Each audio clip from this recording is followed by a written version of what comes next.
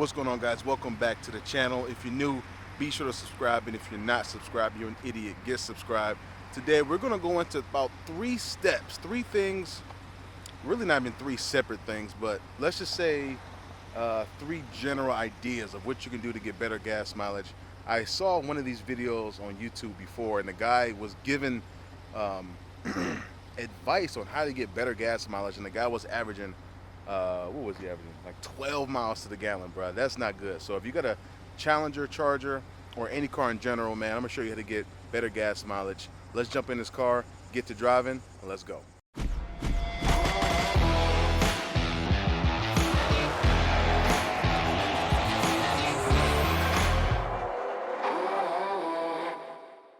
All right, so the first thing I want to talk to you guys today about how to get better gas mileage is going to be maintenance, man. Maintenance is so important.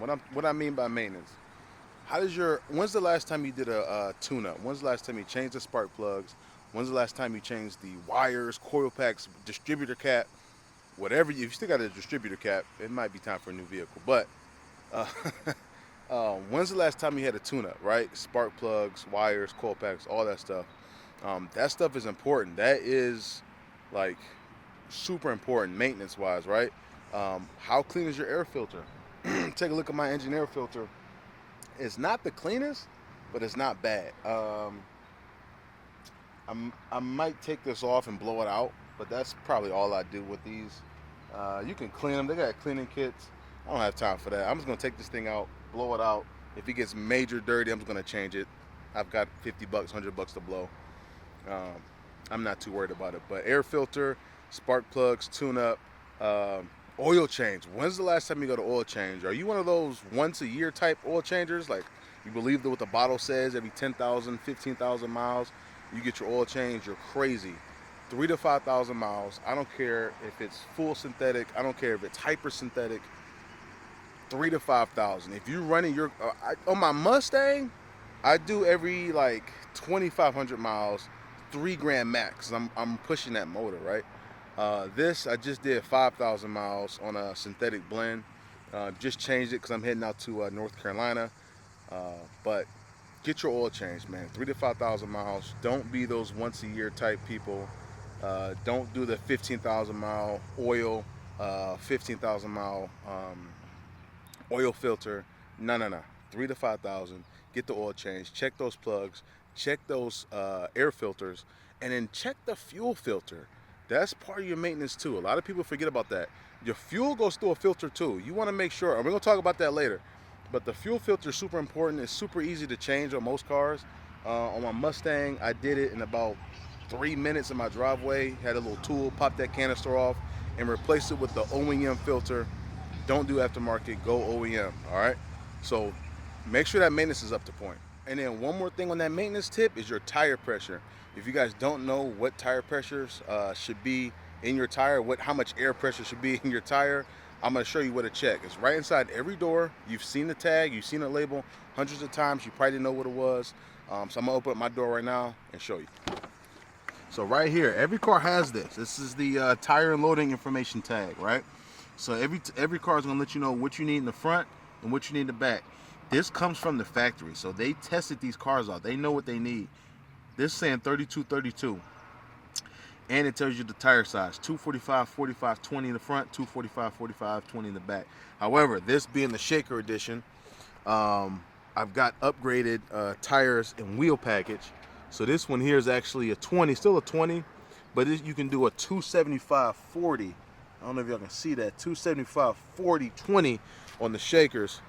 With the upgraded wheel and tire package. So that'll do it for maintenance. Let's get in the car and talk about the other 2 things you can do to save fuel. All right, y'all, so we're gonna jump right into this next part, these next 2 parts really.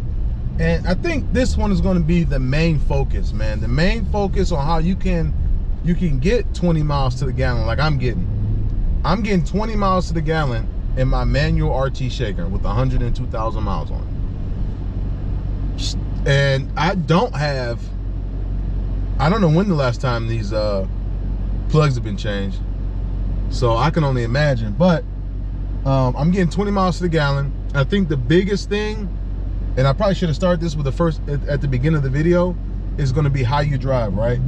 Your driving behavior is going to be the biggest factor in what kind of gas mileage you get. Are you getting 10 miles a gallon or 12 miles a gallon like my guy in the video? Or are you getting 20 like me, right? How are you driving? Do you do a lot of city driving? Your route to work, is it with a lot of lights? And if it is, if you do have a lot of lights, how are you driving from light to light?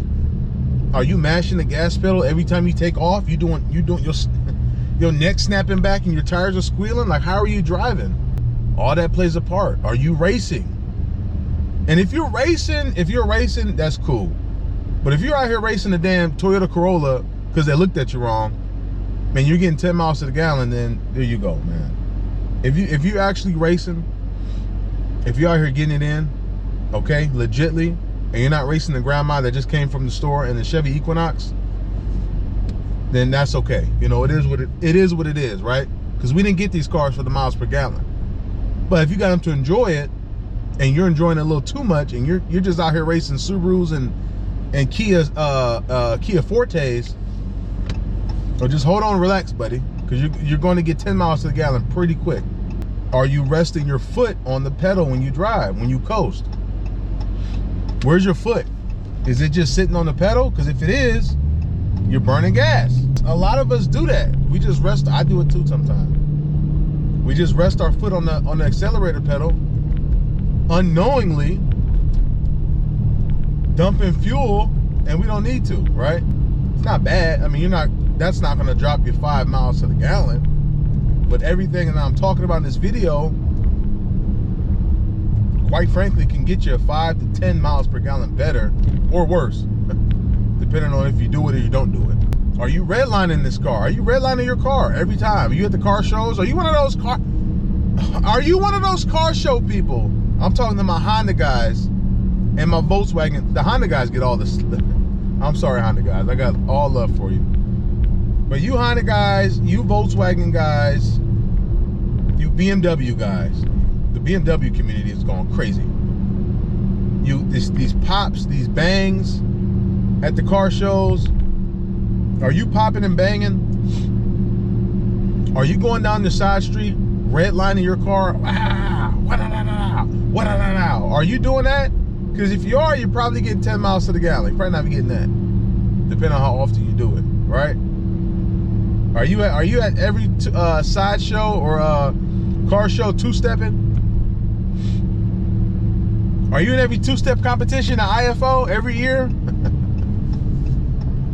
Which one are you? Where do you fall at in this category? I'm talking to you. When you go to a red light, are you downshifting?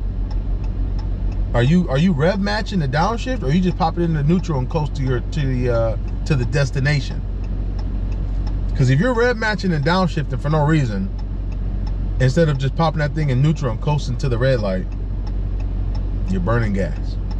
You're burning gas. You're getting 10 miles. You're getting 15 miles to the gallon. Meanwhile, your boy over here getting 19, doing donuts, burning out, and I'm getting 19. So, maintenance, behavior, and this last thing I'm gonna talk about, it's pretty self-explanatory. I think all this stuff is pretty self-explanatory, but I'm telling y'all, there's a video out there. The guy is explaining how to get better gas mileage, and he's getting 12.8 miles to the gallon. I kid you not, it was the crazy. I didn't even finish the video. It was the craziest thing I've seen. And the crazy part is, him and I got similar views on stuff, but I'm getting 20. I don't know. Anyway, last thing is going to be the fuel, the gas. Not only the octane level, but where are you getting it from, right? A lot of us, now I'm not gonna say a lot of us, because I don't know anyone that just has like a race car or a performance vehicle that just puts any gas in there. The people I hang out with and I talk to are at Shell, BP. I guarantee you, if you ask anybody in my area where they prefer to get the fuel from, and Shell and BP aren't in their top 2, I'd be surprised. can't go to Quickie Mart, Gas USA, Speedy Mart, Speedy Gas. You can't go there and expect to get quality fuel and quality miles per gallon. It just doesn't make sense. Shell is over here running 409. Meanwhile, you're picking up fuel at 349 and wondering why your car is bucking like that down the road. Well, you ain't got gas, buddy. You got something that identifies as gas. You ain't got premium fuel. And that's another thing. The manual Challengers require 93 octane. The manual Challengers require 93 octane. Automatics don't matter, 87.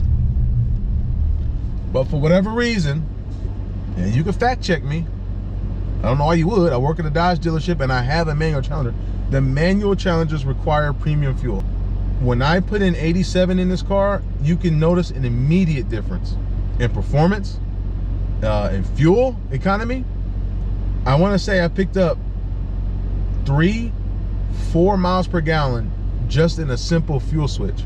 When I fill this car up with 87, you can try it for yourself. Any car, try it in any car. I don't know. Like I said, some of these stuff is Dodge specific. Some of it can be used to any car. I don't know. I can only speak to what I know. And what I know is when I put in 87 in my car, I get 3 to 4 miles per gallon less than if I did 93. And not only less, I get less performance. It's a huge difference. And if you don't believe me, try it. Go on your dashboard, go to fuel and hit reset. Your miles per gallon, hit reset. We'll fill it up with 87 first, hit reset, drive it. Normal drive, don't do anything crazy. Get empty, check the miles per gallon, write it down, fill it back up with 93 and do the exact same thing. And just see. Maybe I'm wrong. I don't think I am. I know I'm not. But you never know. You don't know that. Those are some pretty basic knowledge things that maybe we forgot, right? Maybe we forgot, need a little quick touch up. This video's for you. I'm getting 20 miles per gallon and I've only done a couple of these things. And I'm telling you, if I was to do the rest, I would probably get 25 miles to the gallon. And I don't even think that's a stretch. 25. Can I pick up another 5 if I did spark plugs, clean my air filter, change my little drive? I drive a little crazy. And that's another thing on the fuel. If you have to get bad fuel, get an octane booster. Another thing, every now and then, once every 3 months or so, I do a fuel system cleaner, right into the gas tank. I usually do Royal Purple. It's like 20 bucks, 10,000 miles. STP is the other one I go to, and there's one more I don't usually grab, but I'll grab. It's a clear bottle with a green cap. I can't think of the name. Someone help me out in the comments.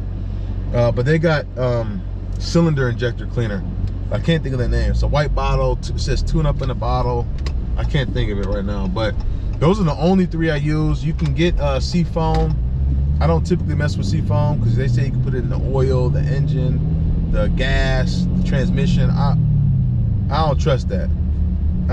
So no, I don't do that. I stick to the simple stuff. But that's it, man. Those are my 3, I wouldn't even call them 3 tips because there's so much in there, but 3 different sections, right? Behavior, maintenance, and fuel. And how you can get 20 miles per gallon, 20 to 25, I think is realistic in your Dodge Challenger or any car that's a V8 and you're looking for a better fuel economy. Hope you guys enjoyed the video. Make sure you drop a like, comment, and share the video with everybody that's getting bad gas mileage. I catch y'all on the next video, man. Peace out.